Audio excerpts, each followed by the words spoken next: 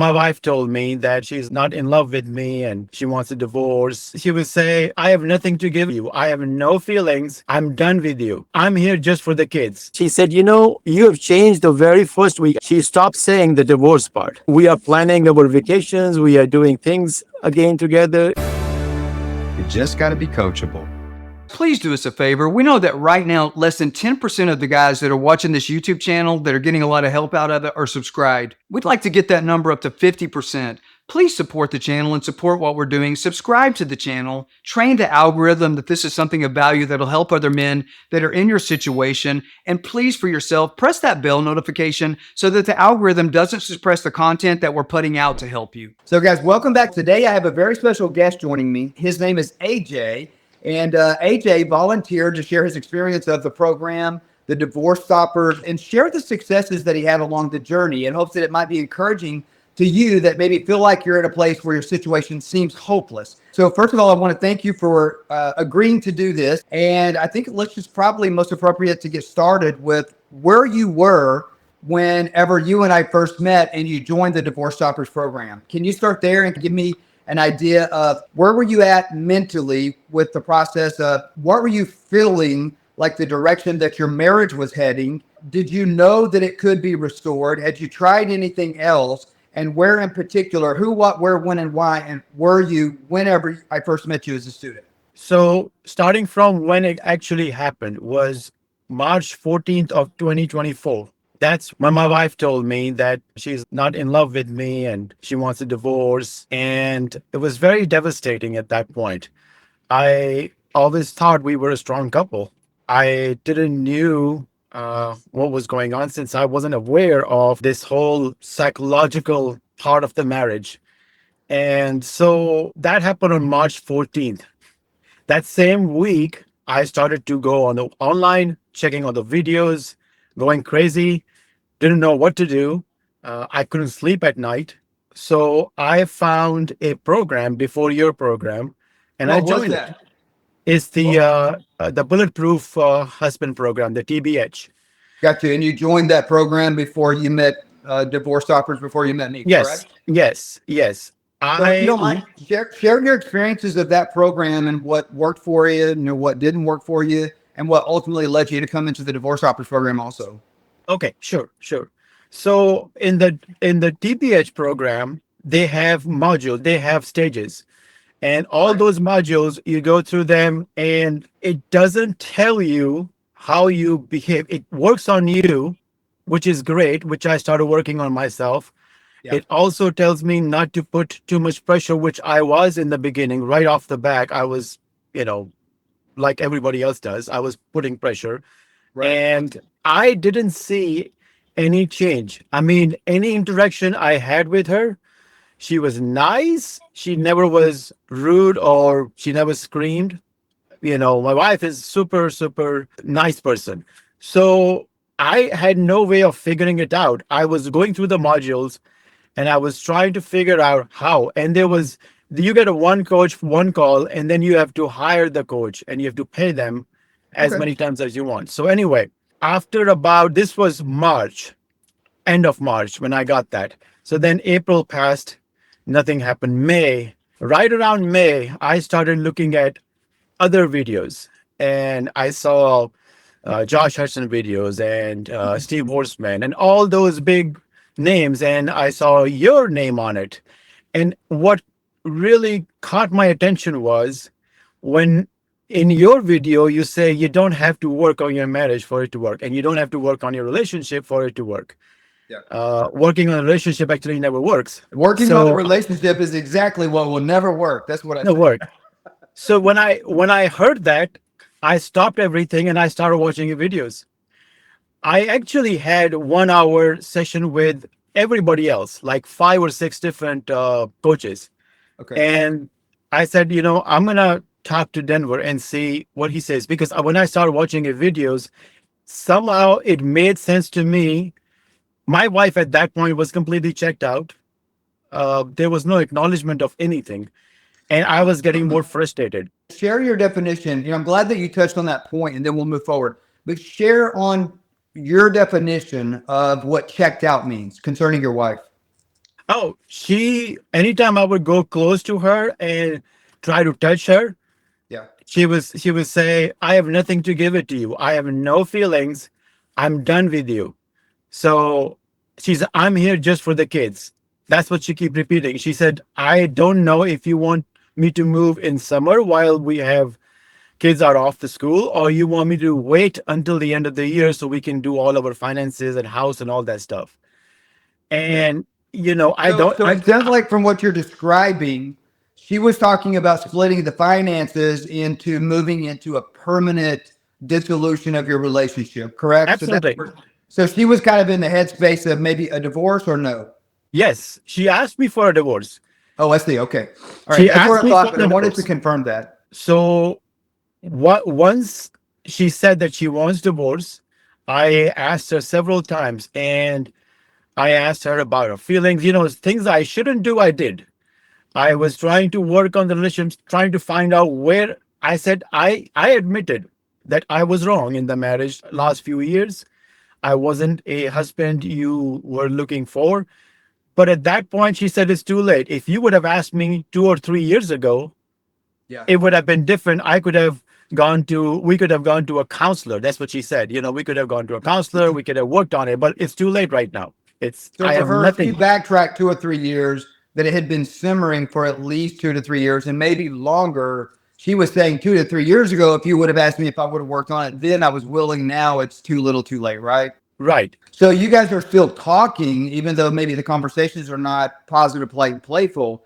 But it No. sounds like at that point you guys were still talking. Were you doing a separation, in-house separation? Yes. Yes. So she moved to the master bed and I moved to the guest bed. And that's where we stayed. She wouldn't talk much to me. If I ask her a question, she would reply. But when she will sit right next to me at any point, she would make this face. And I asked her, do I make you upset? And she said, yes, you do. And I don't know why. You make me angry.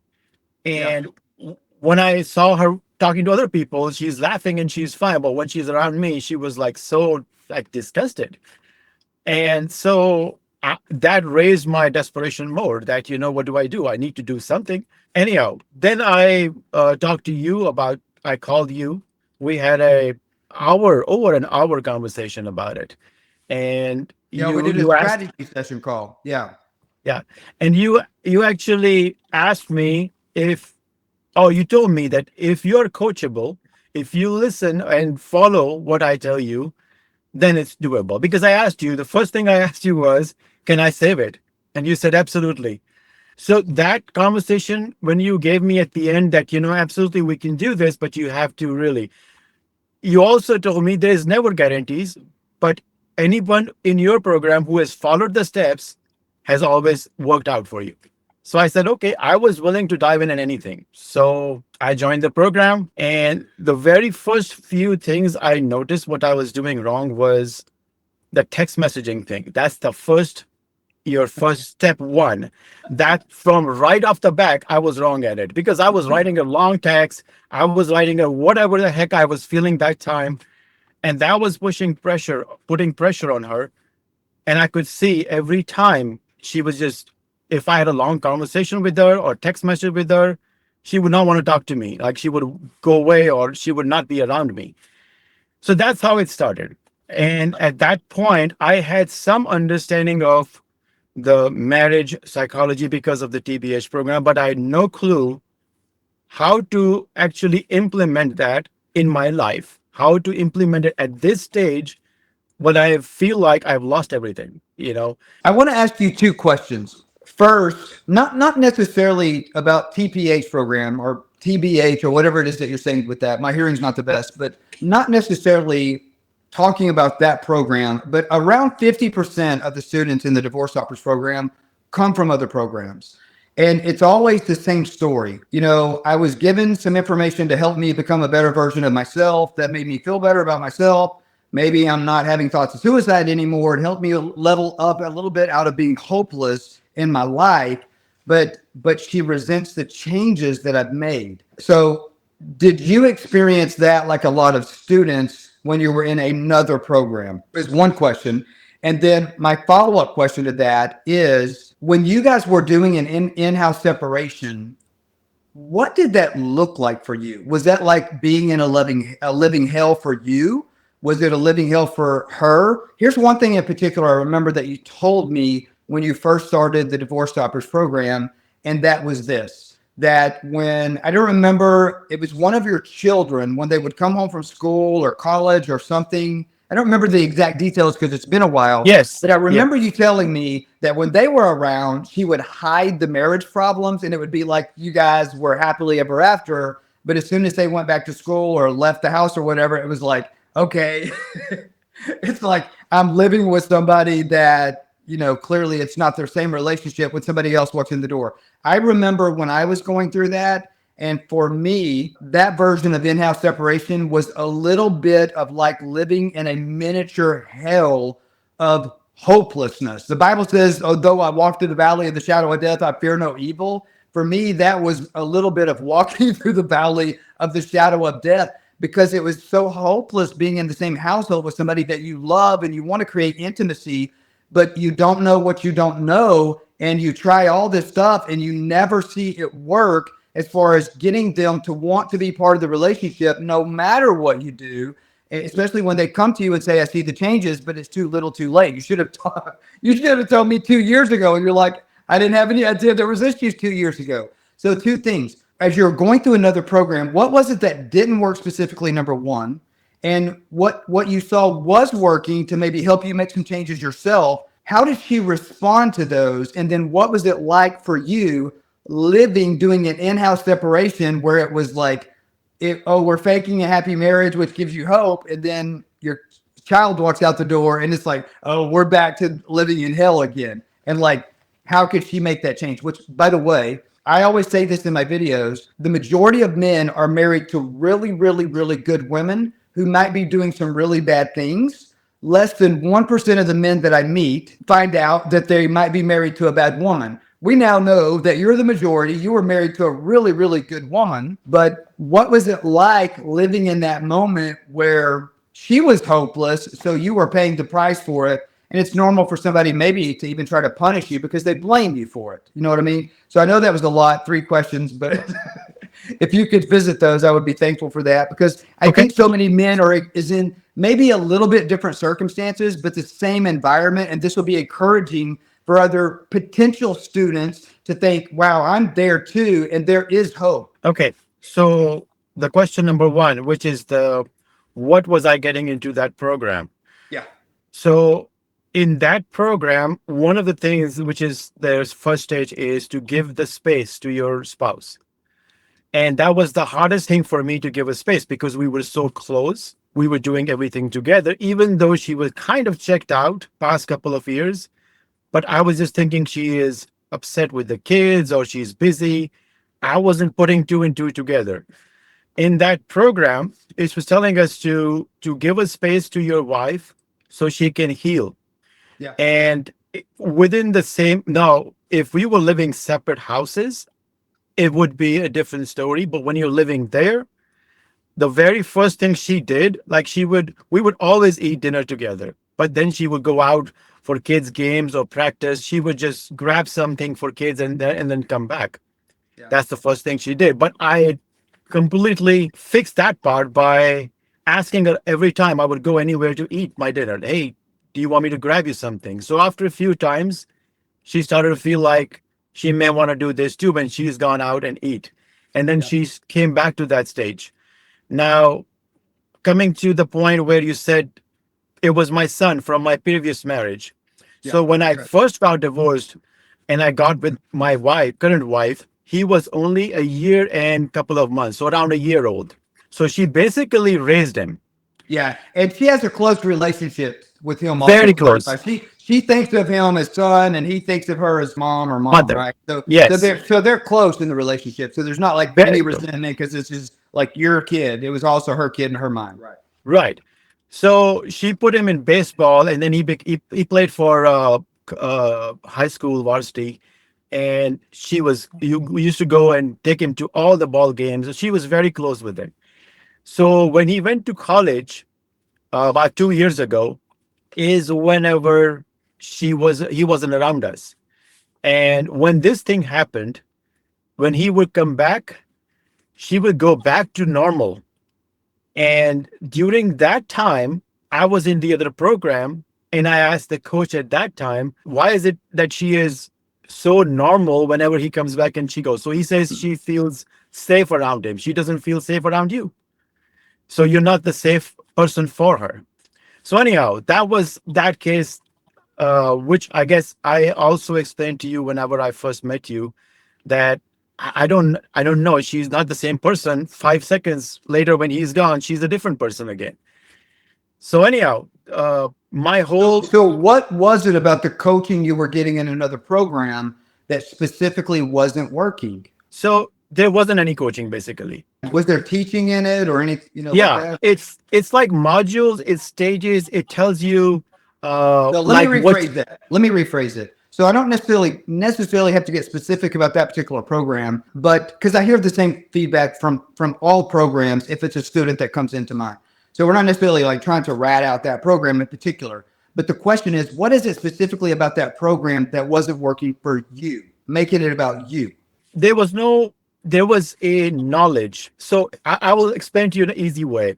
So you go to a med school, you become a doctor, but until you do a residency, you are not a doctor. No matter how 4 years cannot teach you anything what to do unless you practically do stuff.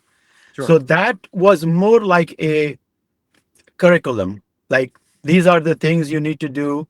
These are the things when to do, how to do, where you go wrong, and you can go back and ask them. You had to wait for their weekly call, and then you may or may not get the question answered. And the question answered was more vague, so it wasn't specific to what I needed at that moment.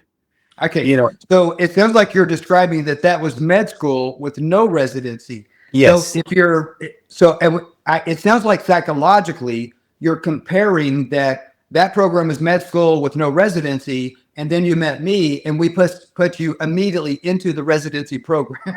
correct.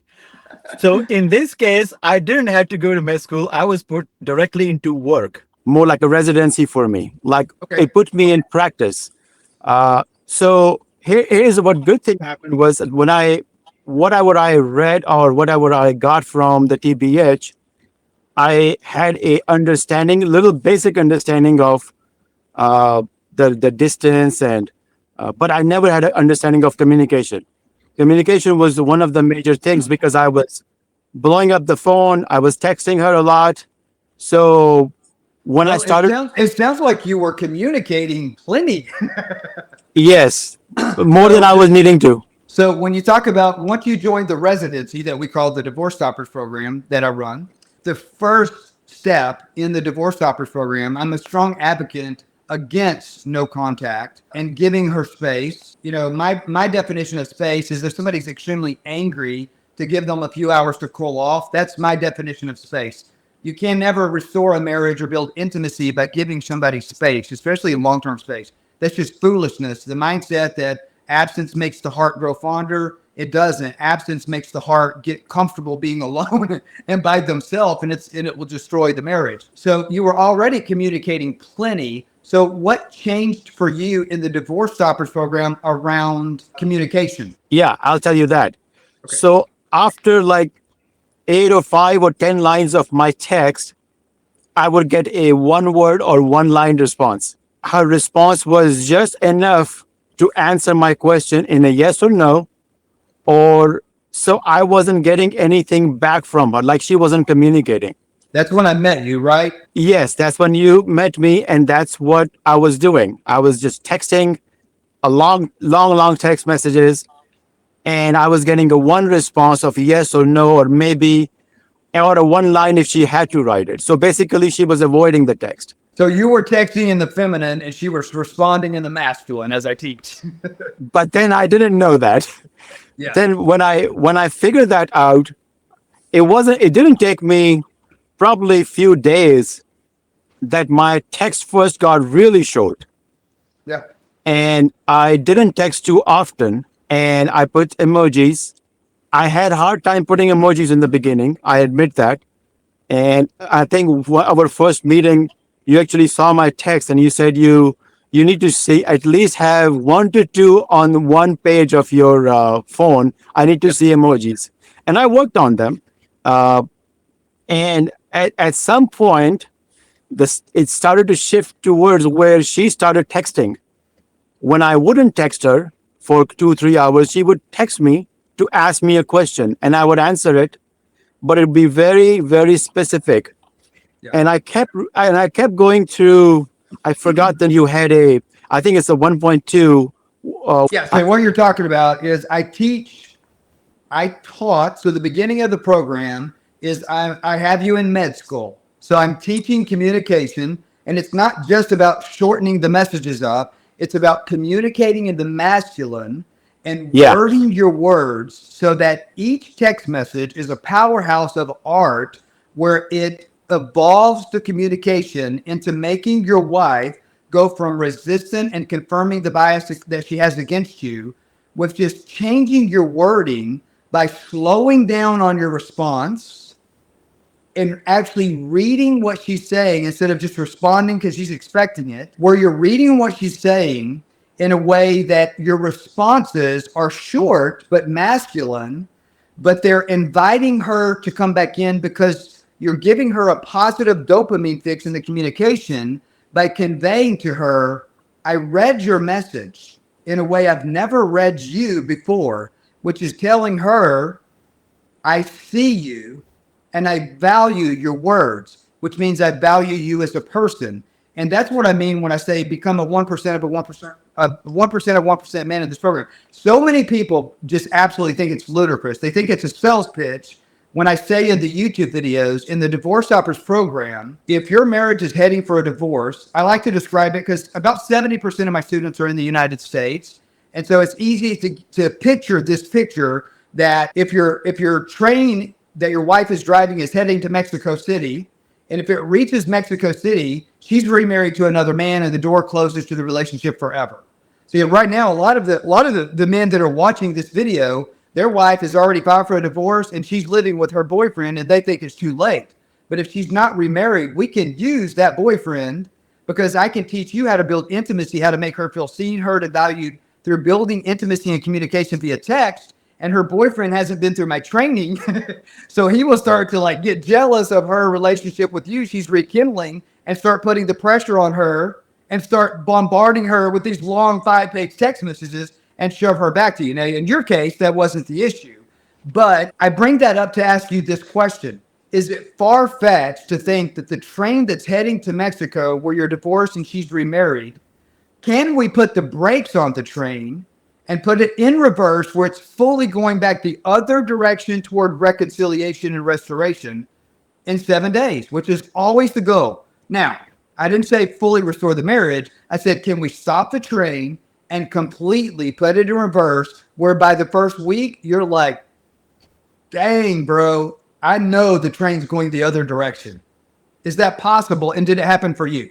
Yeah, so I don't know the exact time when the shift happened, but I know for a fact because I think I joined your program in June, and I did tell you that in July we are going on a vacation. And you said you have plenty of time to turn the train around, and by then, you will be intimate with your wife at the vacation time. So I was determined. I was hopeful. When at that moment of your life when you're so down, Yeah.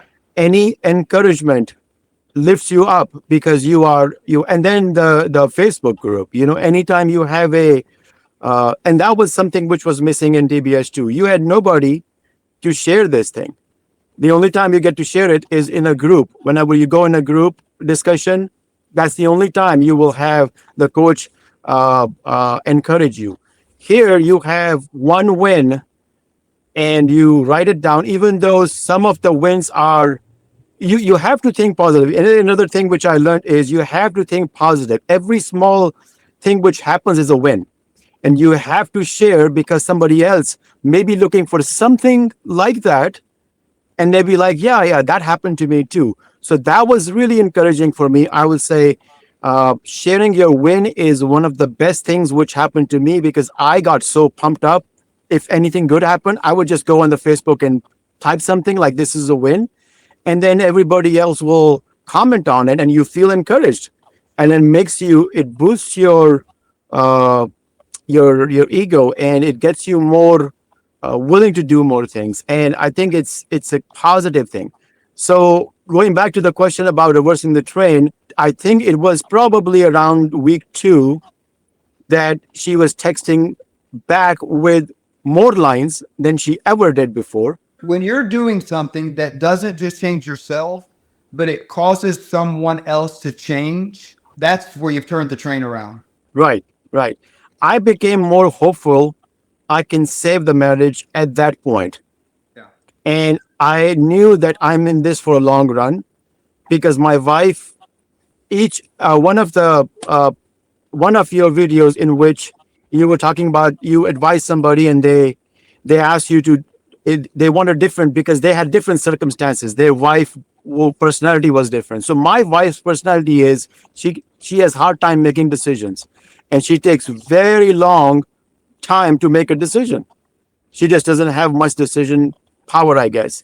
So I knew that if she was to change her decision from filing for divorce and moving out, it's going to take time. And I was okay with it. As long as the trajectory was uphill, I was okay with it. And I didn't want to push it. And then also, in your video, when you say, you are up there and your wife is down there and you need to come, she's not coming to you. You got to come down to her. And it made sense that I had to drop my ego. I have to stop arguing. I have to totally change my personality, which is working on yourself, not on the marriage. It will slowly make her see you. My first vacation was actually Colorado, and she didn't want to, but she went with us. As a family, we went there, Yeah. and things were starting to change to the point where I was really hopeful then that I can make this happen now. And from there on, everything was positive. Everything was positive. Everything was uphill. That you asked me at that point when we came back to start the touch charges, and then the story went on from there.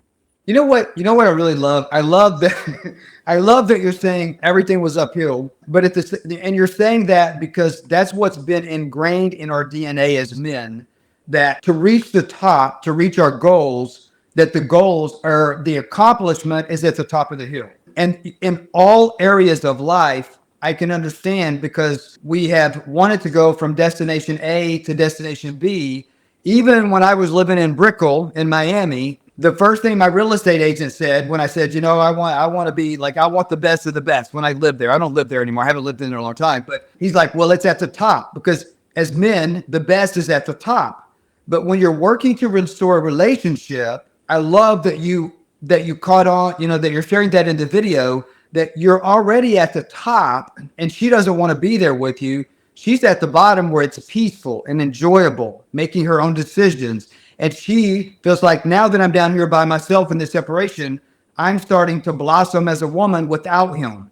The grass is greener on the other side. I feel it. And that's why I'm a strong advocate. And I actually have some righteous anger around the teachings of give her space, give her space, give her space, do no contact, because that just gets her used to having zero intimacy with her. And there's no pressure, when she has that space. Well, that's comfortable. That's confirming with her, I have peace in separation. There is no peace in the relationship. And so doing it the hard way is what doesn't work. Climbing up the relationship mountain and fighting for it, there's a way to do that. And people have been known to restore their relationships that way, but it takes so much longer. You had been dealing with this long enough that, of course, you didn't need it to happen as fast as I say things should happen. You didn't need the train to be turned around in a week, but you saw that actually happen because your leadership that you learned in this program became real, and you literally started the process of changing her in your first week. And so many people get caught up on the mindset of if I make enough changes, then she'll want me back. And here's the fact. You can change all you want. Unless she changes, there is no relationship restored. That's when you see men that are facing divorce. They literally become the best husband on the face of the planet, the best option for her. Everything she hated about him, he has changed, and they still get a divorce and she marries another man that is like not even anything in comparison to the guy she divorced, because the man didn't understand how to lead her back into the relationship because he was simply dealing with confirmation bias, which is a very real thing. And if you don't know how to lead somebody out of that to change themselves, it's game over. And so this program is designed to turn the tides, not fully restore the relationship in that first week. Because if we don't start making progress, making things better, they are progressively getting worse. The train's progressively getting closer to Mexico City. She's driving it. It might be damaging to her if it reaches the destination, but she doesn't see another path until somebody shows her the other path, which you just acknowledged. You showed your wife another path within around 7 to 10 days. Right, right. All right. So let's talk about this. As you're making progress, it is very normal for the woman, because right now, as of today, my students are only men because I help men help their wives. I help wives, but I do it through the leadership of the men. So it is very normal that you see the relationship train stops, the brakes are on, and it goes in reverse. And then she starts getting nervous as you're making progress back to restoration. And she starts testing you. She starts psychologically gaslighting you. She comes and she presses all your buttons. And we call this the desert season. So for a few weeks, you see win after win after win after win after win. And it's amazing. And you're part of a community that we call Iron Sharpens Iron. That's where you can collaborate with the other students, share your experience, and get the feedback from those students on if they're 2 or 3 weeks ahead of you or a month ahead of you. So they can come in and say, oh, this is where I was at. When I was facing this, I did this. And I like it that we're calling it Iron Sharpens Iron because it's winners helping winners win. And at least in my experience of what we're hearing from students that come from other programs, or even if they're not in a program, maybe they're in a Facebook support group, particularly in Christian communities, which is heartbreaking because I'm a Christian, where concerning the marriage, they want to call, I'm standing for my marriage. But if you read what's going on in those groups, it's losers helping losers feel good and encouraging them to feel good about losing. I'm praying for you, brother. You got this. When in fact that almost 100% of their marriages are failing because they don't know what they don't know, and they're not aligning their actions with their faith because they're not seeking wisdom from somebody that's been in their shoes and taken the train to go where they want to go. And it's so heartbreaking to see that. But here's my question for you. As you started seeing the wins, you started posting and how encouraging it was to see the progress. Like, I see the train. This is the result. She's texting me different. Look at these messages. How encouraging. And you're encouraging brothers that started a week after you, 2 weeks after you. And you're telling the new guys, my situation was hopeless. I did another program that made it worse. And I've been in this program for a week and look at this. So stick with it. Do what he's telling. It's uncomfortable. It's the opposite of what you're thinking. It's aligning your actions with your goals because it is not what I was feeling. And so you see all of these wins. Then we come to the desert season and you're still having wins. The reason I call it the desert season is the marriage is still making progress and the train is still heading back to restoration, to vacations in Colorado and Disney World and wherever else, cruises. But you don't see those during the testing phase. And it's very normal. It is part of the psychological process. When a woman has confirmation bias, as you lead her out of that, she will get quiet for a season as she's changing. And I even thought about at one point renaming the desert season as the cocoon phase. But for the student, for you, it feels like the desert because you're not seeing the winds. But in fact, you have psychologically led her to be in a cocoon, and she's processing and evolving and changing as the confirmation bias is dissolving. That's really what it is. So here's my question. As you were making these changes, she was coming to you during the desert season, probably making you believe or testing you that she wasn't necessarily believing that the marriage could be saved. Now, I don't know if that's your experience, but it's most men's experience.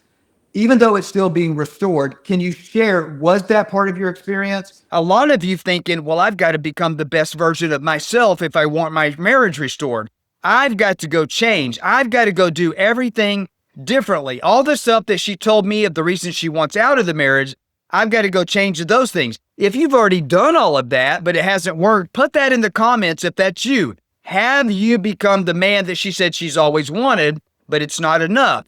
Maybe you were an alcoholic. Maybe you were a controlling narcissist. Maybe you were a psychopath. Maybe you were verbally abusive. Maybe you weren't intimate with her. Maybe you didn't value her opinion. But now all of a sudden, you do all of those things, but it still hasn't worked. Here's the question. Put in the comments if you have realized that that's not enough.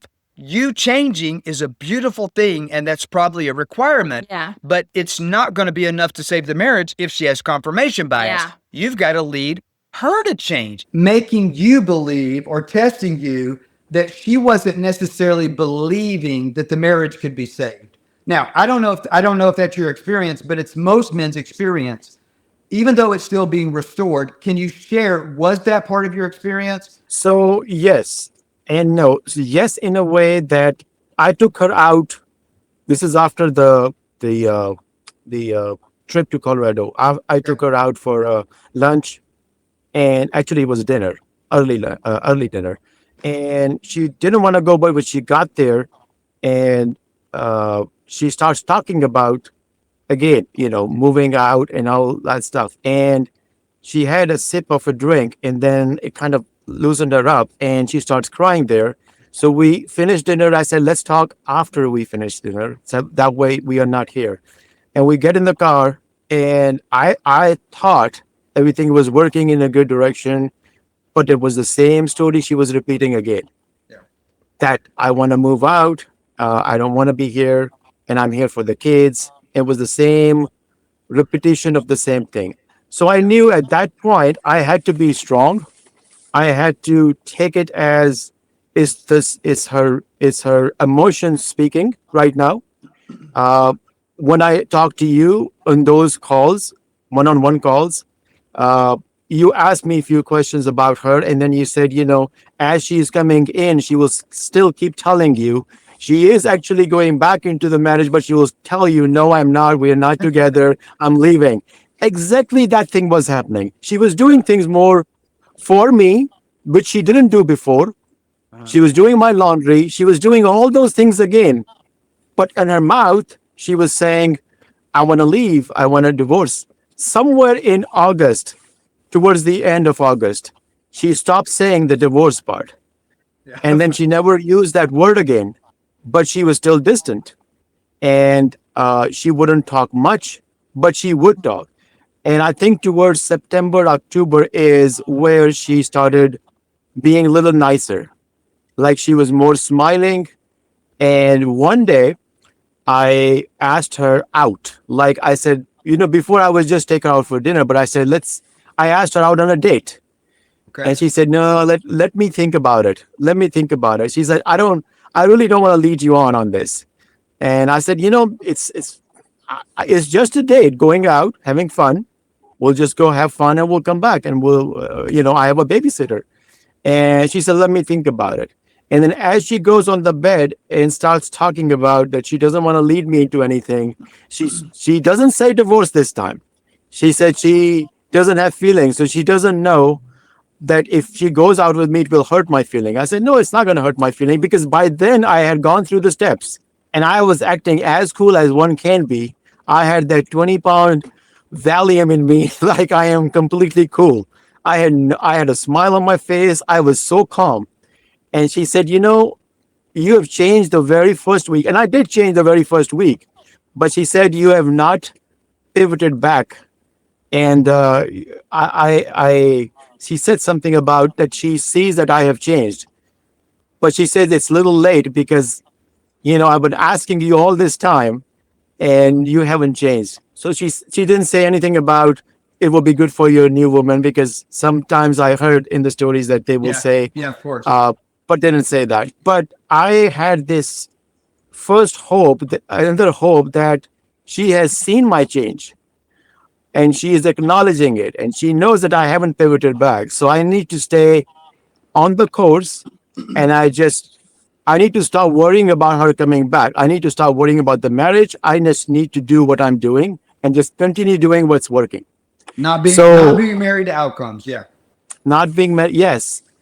So one of the interactions I had, I did say to her that it's okay. I'm not married to the outcomes. It just came out of my mouth.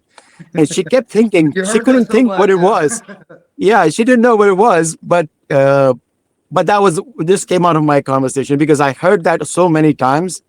I just said it there. And I planned another vacation in November, right around the Christmas time, in Branson, because it's pretty, it's nice. And my goal was that that's where it's going to happen. And so we went to Branson. Everything was way better than in Colorado trip. It was way up. So from where we were way closer. And everything was over there like we used to be. And I kept thinking, okay, is it restored or it's not? What do I do now? What is the next step? And so I again booked a coaching call with you. And I think at that time, Brandy was with you at that time. And you guys advised me to whatever you're doing at this point, just keep doing it. It's working. It's taking the time, but at least it's going into a positive direction. And from there on, it just kept going in a positive direction. She kept coming closer and closer.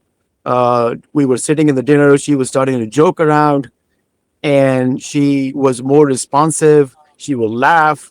On my text messages, her response were different this time.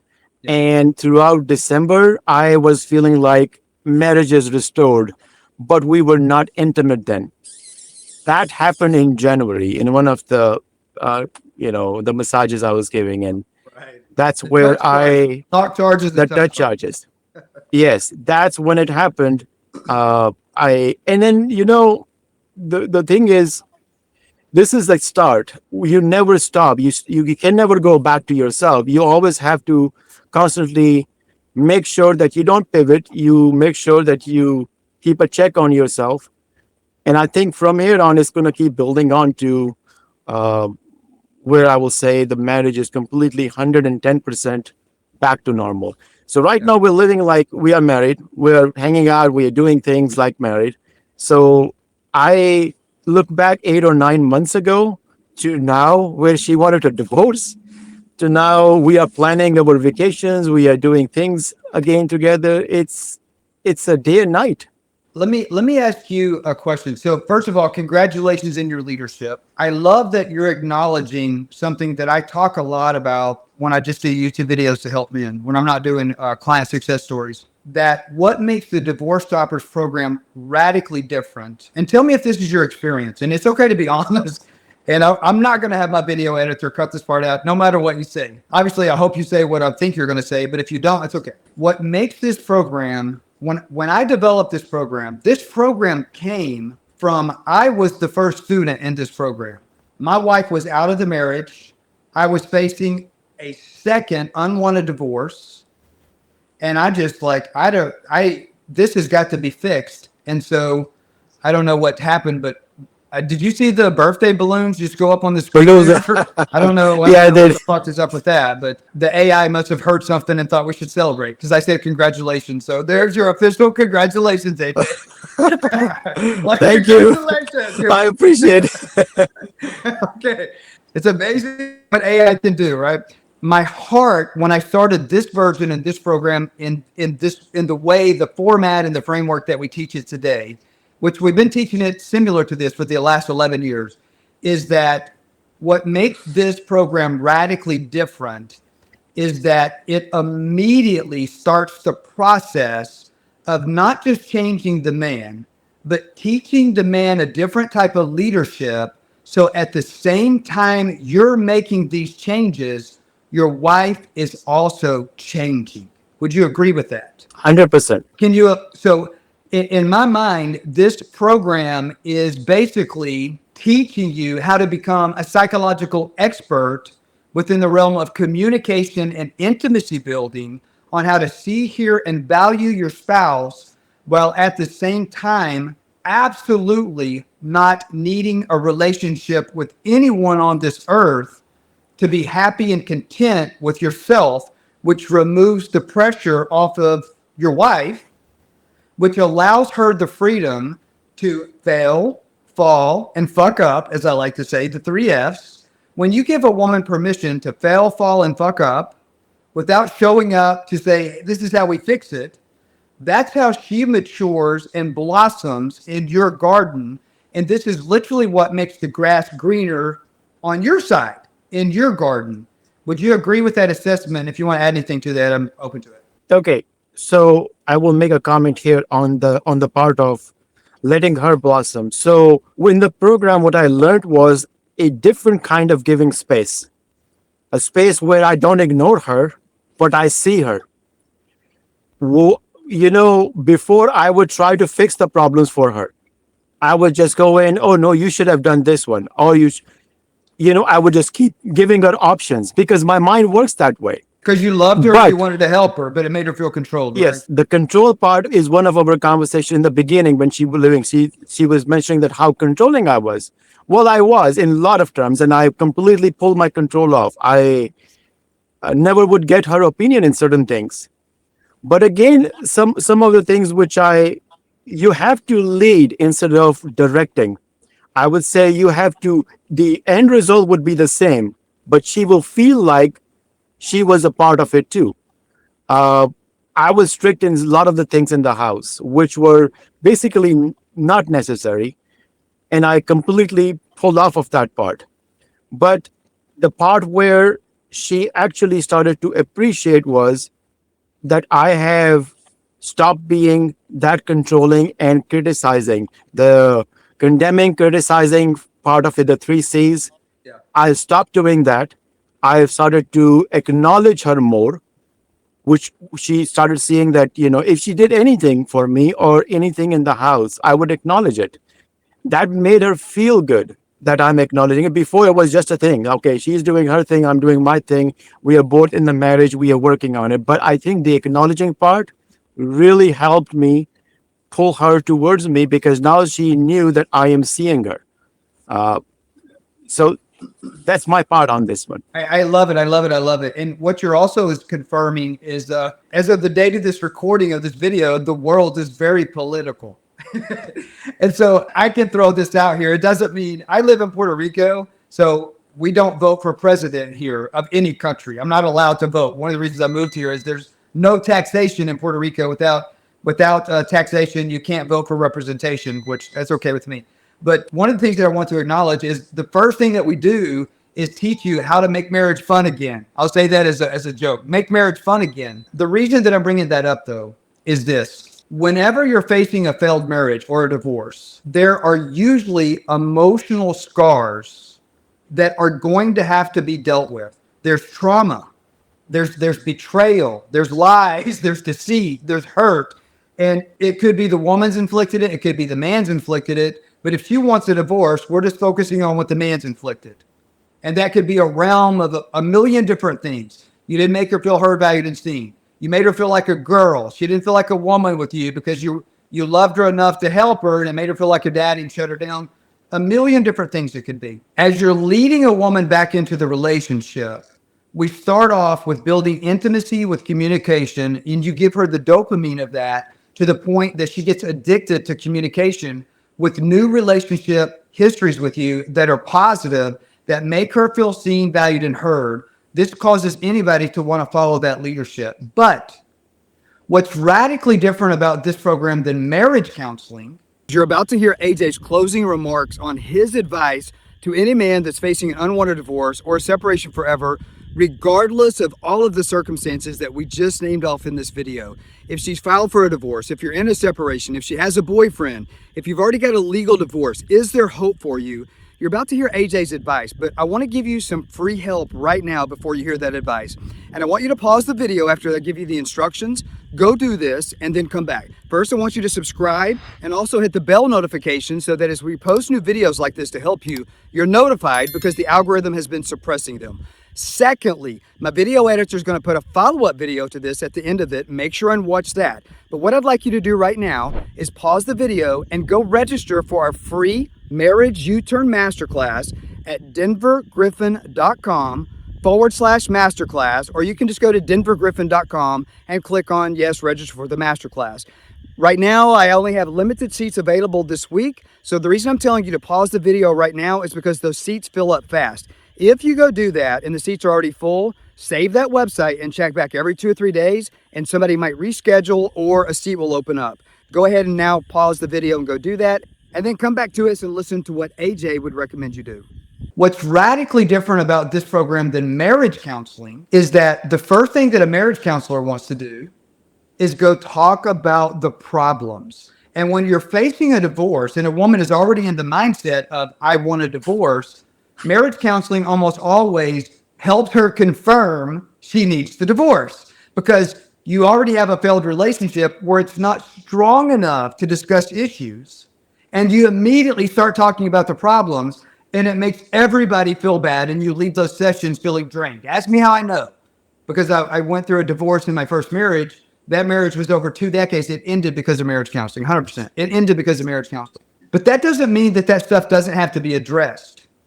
Do you remember in the program, did you have shit that needed to be dealt with when I teach you that the smart timing of when to deal with that and how to take the wrongs that you've wronged her, and actually we do that in the 4th week in the program. We call it step number 8, and we actually use the things that the world wants to come remind her that you did wrong, which is intended to harm your marriage. We use that stuff to build intimacy to actually make the marriage stronger. So did that build intimacy for you? Did you walk that walk in the 4th week in step number 8? Okay. Before I answer that question about the counseling part, through my work, whenever you are stressed or you have a problem, you have a way of going through a counseling service. In my work, I utilize that. I utilize that right before your program also. Okay. And she had me write down our problems, what the problems were, and she wanted me to see if my wife would come in also, and we can discuss and we can deal with them. And whenever I started your program, it dawned on me that when you say that working on the problems in a relationship doesn't work, and that's what I was asked to write down all the things which I did wrong, and all the things which were problem thing. So that contradicted right there. You're right on that part. And it would have caused more serious talks between us, more resentment build up. And it makes complete sense that that resentment is the reason first that I am there. That resentment, if I'm going to scratch that again, is going to get boiled up and she's going to explode again. So I'm not building a relationship with her now. I'm just creating another, pouring gasoline on the fire. So that part I never discussed in the entire 6-7 months. If she would take it over there, I would just change the subject or get out of the way or do something where I would divert the attention. We don't talk about it. She blamed a lot of the times, oh, you used to do this. And I would agree. Yeah, I did. I'm sorry. Because I learned in the program that you just agree with her at that point. So I wanted to mention this. Clarify my definition of agreement. You not agree with her, but you agree with her negative feelings, and then you explain why you agree with the negative feelings. That way she feels seen, heard, and valued. Because if she really feels that way, they are true. I don't necessarily ever encourage anybody to necessarily agree with someone, but to agree with their feelings, that's an action step that makes sense to make you level up as a 1% man. But go ahead, sorry. Great. And that was in the intimacy letter too. So whenever I wrote my intimacy letter, I explained all the things I did wrong and why I did wrong and what am I doing right now to fix them. And it was a great, and I didn't mention about the intimacy letter. That was also a pivoting point where her attitude for a couple of days, no, but after a couple of days changed dramatically. That was something which, uh, whenever I see on our Facebook group, uh, you have to, whenever you write that letter, it has to come from your heart. It doesn't have to be too good of a format, but it has to come because when you read it, because every single time I read it, even I read it 10 times, every single time I had tears. So if you have the letter that way, this is going to have an impact on your wives because they do literally see you that what you when you're saying it to it, you're being honest at that moment and you are opening up to her. And then some of in my case, she didn't cry. She didn't get angry. She did say thank you at the end, and then she got quiet for 2 days. And after that, she immediately I saw a change that her attitude was so good. That was another pivoting point for her, Yeah. where she became more happier and much more forgiving than before. So Yeah, and that's the reason we call that the intimacy letter, and that's the reason that we don't do that in the program until there has been enough new relationship histories of restoration that you're ready for it, because it takes you a month to get yourself positioned psychologically so you can even see yourself, number one. But it takes her a month to be in a position to read that. I want to ask your opinion on something, okay? We get a lot of students that come from other programs, and when they get to step number 8 in the 4th week in the program, they're like, oh, yeah, before they actually take the module and take the teaching. They're like, I wrote an apology letter in another program, so we've already done that. So let me ask you, let me ask you this question. Could you even imagine not going through that module and receiving that training, not only where I train you how to write that, but where I give you an example? So I give you the college education, and then I put you through, what'd you call it earlier?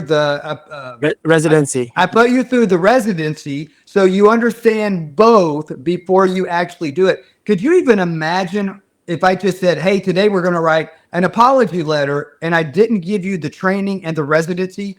Would that actually work to change her and restore the marriage if you just wrote an apology letter for everything you done that you did wrong? Tell me the understanding around how that letter was radically different because of the training of the timing and the way that I taught concerning communication, on the way that it made her feel heard, valued, and seen, which because it changed her in 3 days as she processed it. See, in the letter you mentioned each time, I see how you felt. Yeah. She feels like she is understanding. So I did in TBH. I did Did the it apology really, did letter. it truly help you see how your past actions honestly made her feel in a way that helped you see her through eyes that you had never seen her through before? Ab- That that Absolutely, that that part of the program is designed to take you to soulmate level. Did it help you get there? absolutely. I tell you that before, in my mind, she is a wife. She is a mother. She is doing her part. I'm a husband. I go out. I work. I come back home. I'm doing my part. I never acknowledged what she went through on each. So writing that letter, I actually first started to monitor what she does all day, starting from the beginning of the day when she wakes up, gets ready, gets the kids ready, takes them to school. Every single thing she did, I wrote it. And then I went through it in my mind that if I was to do it, because she does a lot of the sports things for the kids and school activities. She takes care of everything. To me, it wasn't a big deal. It was just a school thing. But when I actually dissected it by hour, morning, noon, evening, afternoon, and the evening, what she does, it made me realize that when she used to tell me that I am so stressed, I would just ignore her because I didn't even acknowledge that stress. I didn't know what she's talking about. You didn't know So what you made me didn't know. realize, Nobody had taught you how to see her, right? yes, I didn't know how to actually see what she's doing, dissecting it in each section of the day and making her understand that I know you are going through this. Yeah. I'm your team. Just when she feels like you are a part of her team, things change, because then she knows that she will work the same way. But it's good to have that understanding. Just like whenever on the Facebook, you're doing, the wins are there for you. But when you go there and you post your wins, and then everybody acknowledges, it just makes you feel good. Nobody understands that part. I didn't understand in the beginning, why am I putting my wins over there?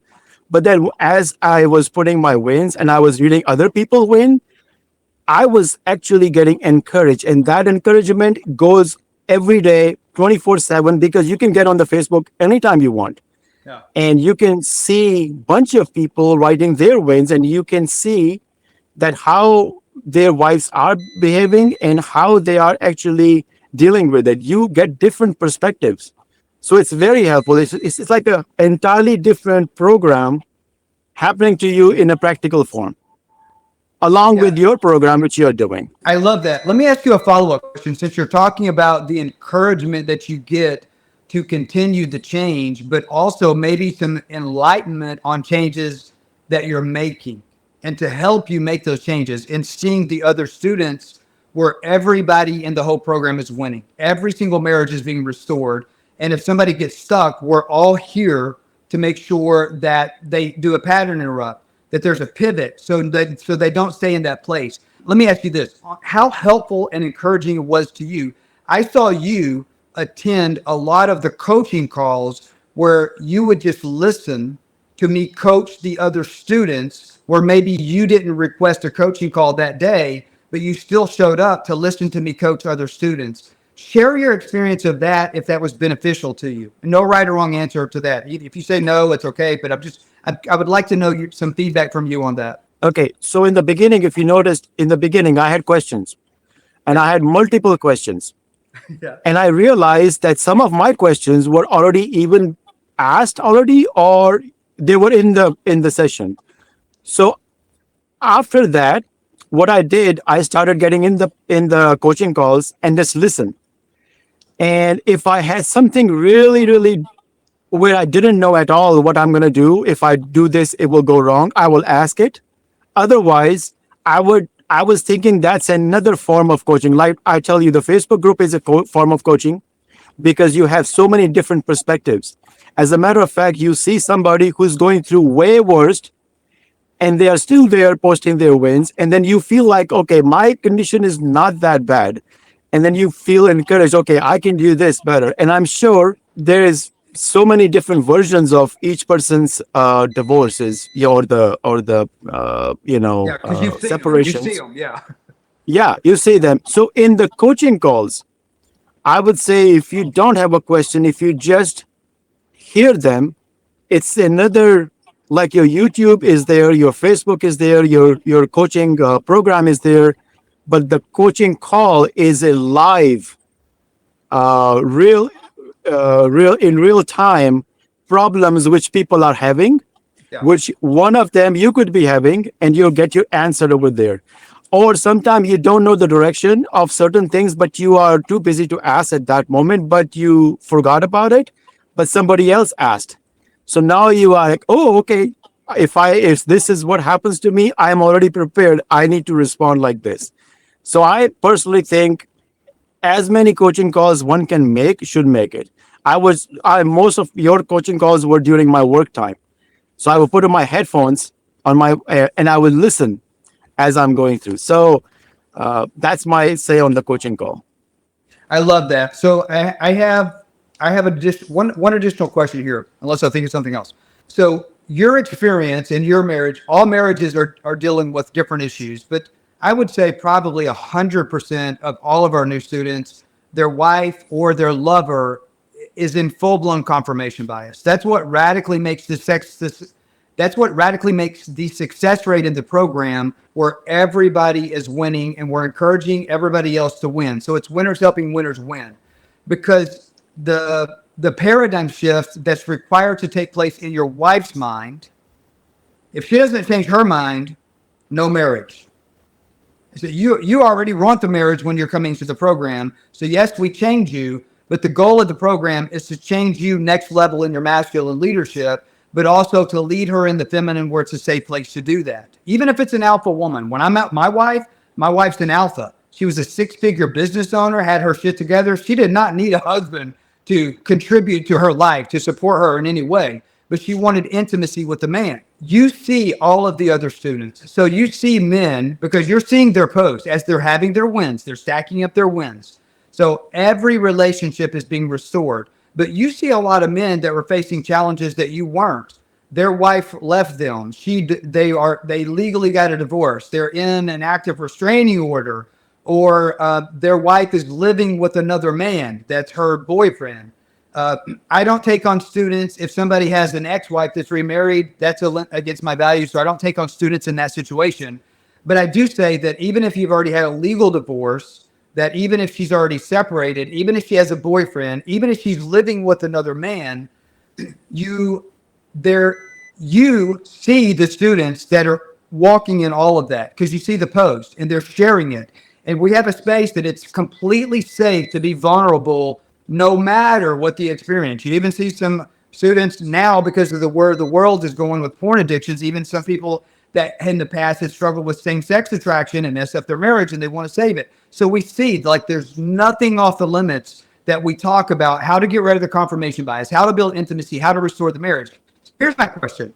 If somebody's watching this video today of your experience and you've had an inside look at your marriage, the restoration process, you going from something that seemed hopeless and then to now full intimacy and full restoration, but also witnessing other students who they are physically separated, they are physically divorced, and their wives have a boyfriend, she's having an affair, she has a limited affair partner, or she's even moved in with another man, and you're seeing the other students walking through that. What would you tell a man that's either in another program, trying to figure out how to do this on his own, he's got counseling, he's listening to his friends, his preacher, he feels hopeless because either he nor anyone he knows that's in his friends or family network has ever seen a marriage that's in that situation ever be restored. What would you tell that man if he's watching this video to do? Okay. Can So this work the for first him? thing is in this group, the Facebook group, you have every scenario possible with everybody, every scenario. And seeing those scenarios, some of them who had really, if you go back in their posts and if you see them where they were, you pick anybody, which I have actually. Some are slower than the other ones, Yeah. but there is always a upward trajectory on everyone's relationship when they post things over the time. So when I said in the beginning of this conversation that you can have any program out there. It's like a course, like a med school. I just use the term med school. Makes sense. But as long as somebody doesn't take you into the real application of this, guides you how to behave besides just the education, you wouldn't get anywhere. And more to that in this program, which is I have seen is one more gentleman who is going through it, is you have so many different avenues to learn. If you have the will, if it is up to me, if it is to be, it is up to me, right? When we say that, Yeah, if it is if to be, it is it's up to me, yeah, if it is to be, it's up to me. So up to me is how much willing are we to? You have to determine first. If you're really wanting to have this happen and you really want to do this, then there is plenty of education, guidance, examples, which is the most important thing. Whenever you're in school, you learn something and then they give you a lot of examples to work on, the questions. So you can go through each and every scenario. There will be 1 or 2 or 3 scenarios which will be just like yours. And you go back in them and you will see how they have transformed themselves. None of the things out there teaching probably are wrong, but then I told you that why this program worked for me is because I didn't have to do much. Seriously, honestly, I didn't. I just had to do less, but I had to do it the right way. I had to not stress out. I didn't stress out. My work, my sleep, everything came back. The only thing I was worried about is if at any stage, if I pivot back, I need to be very, very conscious in the first few weeks. So I am in the program doing the things and I don't pivot in any stage, because you can be doing 100 things right and that one thing wrong. I learned from the module, you do one thing wrong and she has confirmation bias. She was gonna, and I didn't do anything wrong, but I did say some things where she brought it up. Hey, you didn't say this before. Now you're saying this. It made me realize that all day long, everything is fine, but you pick one thing, which I said before. So I knew that I have to be very careful. So in this program, you learn things which are practical, which actually work. It's just not theory. Theory can be anywhere. You can read books. There's tons of books out there. But here you see examples along with your practical, your examples and other people's examples. So your scenario can be any scenario. You will find a person there, something close to you. And I did. I had like 3 or 4 who were going in home separations, just like mine. And then when you hear their wins or you read their wins, you feel encouraged.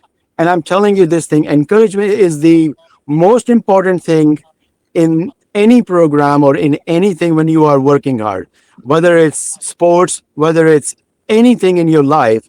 If you have people encouraging you and you are following what other people are doing in the similar situation, and then you comparing yourself, maybe you're not doing something which they are doing and you pick up things from them. Yeah. It's kind of men sharpens iron is the exact example of it. Yeah, I love that. And that's the reason every time you'll hear me say, and you'll hear the other coaches say, after every one-on-one coaching session, where we're doing that where the other students can hear, because we're all in it together to support each other. That's why you always hear me end every coaching session with you and all the other students of, okay, 2 questions before I let you go. Do you feel good about the coaching? And what's your action steps? And you have to Yes. respond, because I want to make sure you're very clear that you got what you needed out of this coaching session, and you have specific action steps that as soon as you're off this call, you're going to go do it. And then the third thing is, all right, share your wins, because we want to know that this worked. That way you don't get scared and not do it, because we're aligning your actions with your goals, which sometimes, would you say, are a little bit radically different. Did I ever give you a coaching session that was radically different than what you felt like you should do, but you did it anyway? No, No. I was so much involved in my head that if I follow what he's saying, whether it's wrong, whether I don't believe in it, Yeah. but I've seen results in the past in the because I've read several posts where You were a good student of the other students, so you knew if I gave you a coaching, it was yeah. going to work, because they said in their posts, in their wins, I was scared to do this, but guys, listen, do it, because you saw I saw that you were a great student of the students, which helped you make progress like clockwork. Anything else that you want to share? Like, just think about the purpose of this video is to encourage somebody today that's hopeless. They feel like their situation is hopeless concerning their relationship or their marriage because it's just such a bad place. Is there anything else that you would like to share while you have the stage to help that brother? So here's my input on this one. I was hopeless. I never had in my dreams thought that I will be in that stage where I was on March 14th of last year. Yeah. I thought my whole life was shattered. I didn't have any hope. I couldn't sleep. I told you my chest was hurting. I couldn't sleep. I was just devastated that what can I do? Here is one thing. If you have the will, and if there is a direction right there, but if you have the will to do it, there is a way. There is saying going on that if there's a will, there is a way. Practically in life, in my entire life, even I have a martial art background, and I have always been very consistent in doing things. This is the most difficult thing I've ever done is going through a divorce. But the program made it so easy for me. This is the reason I love your program. This is the reason is I didn't have to do much. I just have to stay in my lane and just follow the directions and not worry about it, because I had this unknown belief in my mind that this will happen, because I started seeing wins right after I told you about 10, 12 days. That my first win was her responding back to me was a light of hope. And for anybody, no matter how bad it is, women, men first do and then feel it, and women first feel it and then do it. So until that feeling is triggered, which by doing the steps you have mentioned, it will trigger it, because my wife is very slow to respond on anything. If she can respond, I mean, her next stage was what? She would have moved out, Yeah. found a boyfriend, and just moved on in her life. Yeah. I probably caught it in the early, because if I waited for 6 or 7 months or 5 months, I would have been in the probably more worse conditions. Yeah. So It would have still been I, salvageable if she wasn't married, but yeah, you 100% were headed for worse conditions because she was already game planning when you guys were going to tell the kids. she was going to go. Yes. She had Speaking of, already mindset. she was out. She was out. Like your marriage was done when I met you. Let me ask you this: now that your marriage is fully restored, has the program changed other relationships outside of your wife?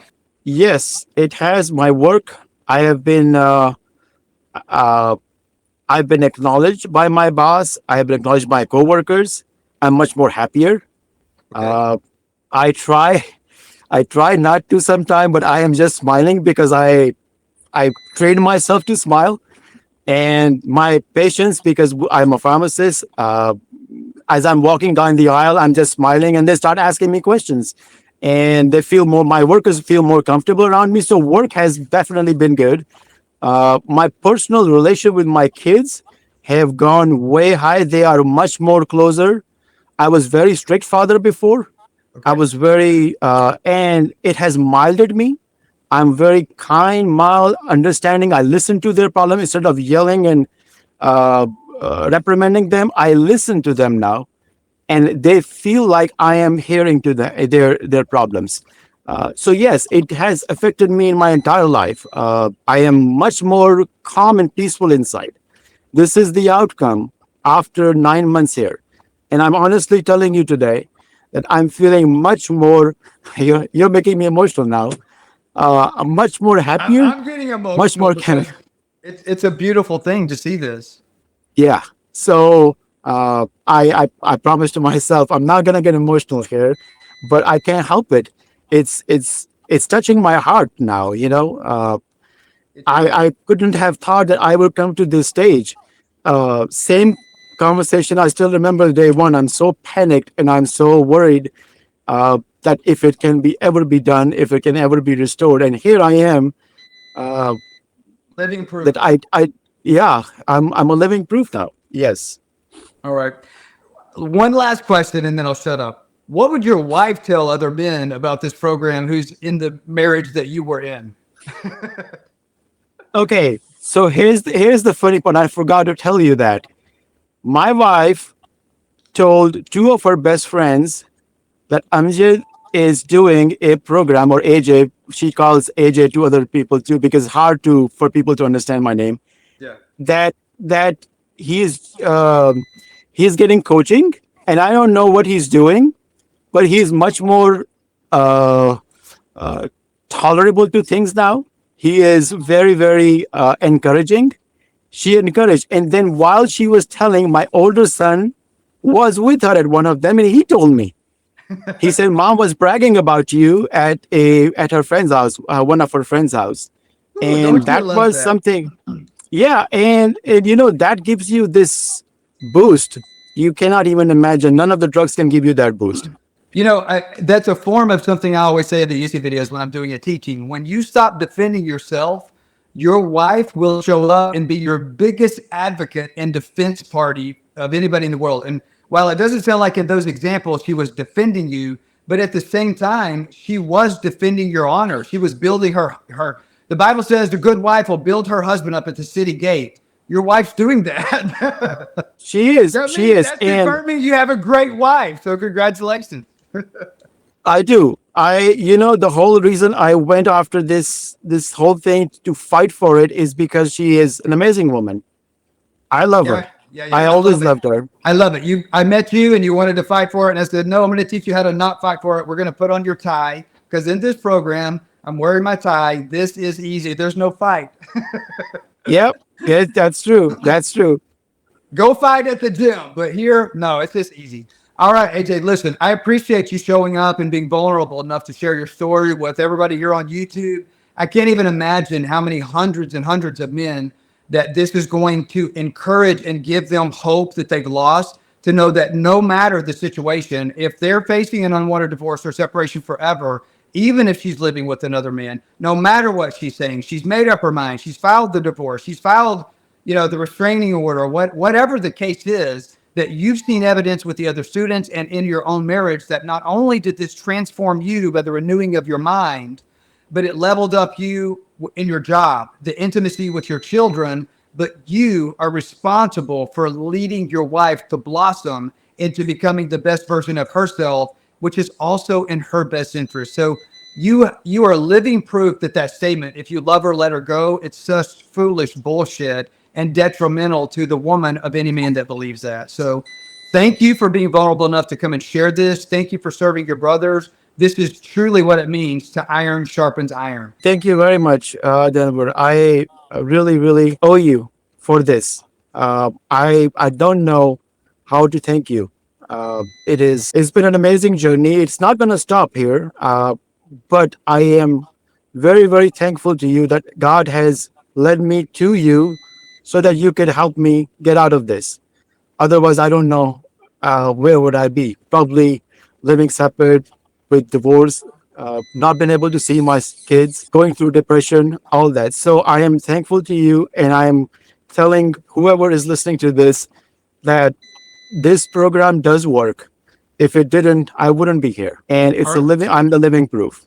So thank you. Men, if your marriage is in a place where you are facing a divorce, it does not matter if she has a boyfriend. It does not matter if she has avoidant personality or attachment personality. It does not matter if you or her have childhood traumas that you're working through. It does not matter if there is an affair partner, whether that's emotional, physical, or sexual. If confirmation bias exists, there's a way that you can take the first step today by joining my free Marriage U-Turn Masterclass, where I'm going to take you on the first step in dissolving your problem, which is confirmation bias. Confirmation bias is psychological, and with enough time, it becomes biological. But the good news is all of that can be reversed if you know how to do it. I'm going to help you do this in my free Marriage U-Turn Masterclass. My video editor is putting the QR code on the screen right now. You can scan that or visit my website to register for my free live Marriage U-Turn Masterclass at denvergriffin.com/masterclass. Visit that today to take the first step of changing your life. You have a need for speed. Put time on your side because time is probably running out.